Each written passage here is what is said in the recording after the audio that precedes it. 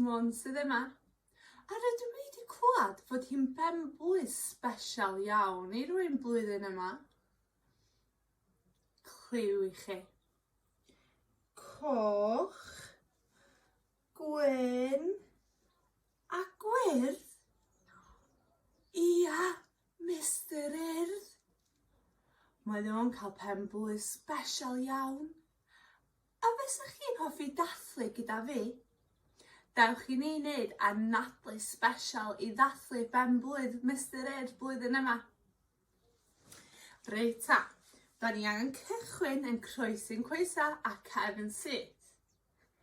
A da ni am ddod â'n dwylo ymlaen o flaen yn Gwynedd. Ella fod chi eisiau chwifio i ddweud helo'r ffrind gyntaf. Helo ffrindiau. A mae'n bysedd ni am fod yn brysur yn dawnsio. Da iawn. Faint o bysedd sydd gennym ni? Gawn ni gyfri. 1, 2, 3, 4, 5, 6, 7, 8, 9, 10. 10 bysedd yn dawnsio. Tro yma, mae'n bys ni un bys am cynrychioli 10, oce? 10 mlynedd. Fedra ni gyfri mesul 10 ffwrdd â ni.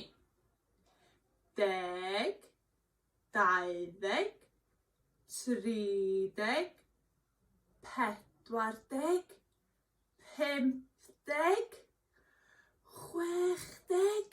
60, 70, 80, 90, 100! Da iawn! A dyna faint oed ydy Mr Urdd blwyddyn yma? 100 oed? Waw, mae o'n heiddi cacan efo llwyth o ganhwyllau. Da ni am roed cacan i Mr Urdd. Ac rydym ni am roed 100 o ganhwyllau. Da iawn. Dewch i ni ddal ein dwylo o blaen y llaw a pwyswch eich breichiau fel fod chi'n gwthio rhywbeth o blaena. Da iawn. Da ni am cymryd anadl mewn trwy'r trwyn. Ac rydym ni am chwythu'r canhwyllau allan. Ond mae'n cymryd anadl mawr iawn i allu chwythu yr fflam y canhwyllau yma allan. Felly, da ni'n barod.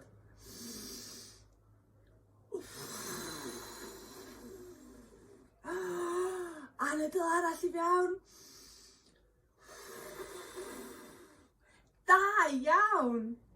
Unwaith eto. Canhwyllau yn dawnsio. Anadl i fawr i fewn. Ag eto. Da iawn chi. Rydym ni wedi chwythu canhwyllau Mr Urdd oddi ar yr gacen. Beth i chi wneud dymuniad i Mr Urdd am y blwyddyn nesaf yma? Cau y llygyd.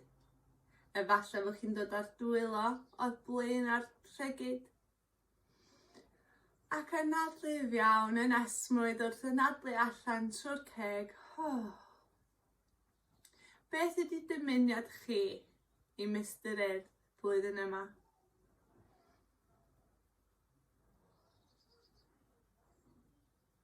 Meddyliwch am y dymuniad yn eich pen, cadwch o yna, ac am y tro ola, nawn ni ddod ar canhwyllau yn blaena yn dwylo yn blaena yn llygyd.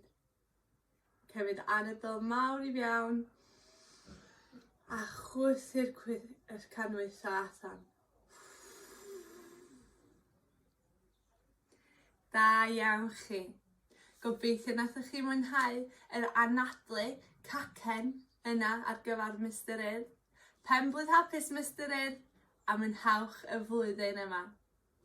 Ta!